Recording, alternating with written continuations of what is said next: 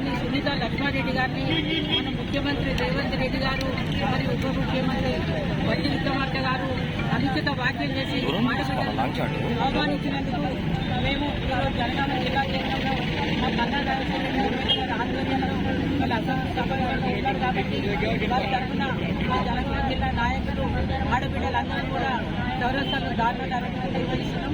ముఖ్యంగా మా సీఎం గారికి తెలిపేది ఏమంటే, మీ కాంగ్రెస్ లో పుట్టిన వాళ్ళు ఆడబిడ్డలు గారు, మరి బీఆర్ఎస్ లో కూడా ఆడపిల్లలను అందరినీ పార్టీలకు అతీతంగా మీరు సమాన గౌరవం ఇస్తారని ప్రమాణ స్వీకారం చేసింది.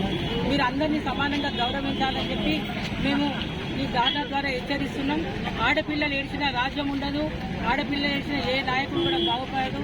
వాళ్ళని గౌరవించి మీరు క్షమాపణ చెప్పాలని చెప్పి మా జనగామ జిల్లా తరఫున నాయకుల తరఫున మేము హెచ్చరిస్తూ ఈ ధారణ కార్యక్రమాన్ని నిర్వహిస్తున్నాం.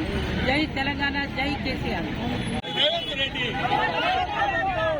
రెడ్డి వెంటనే క్షమాపణ చెప్పాలి. వెంటనే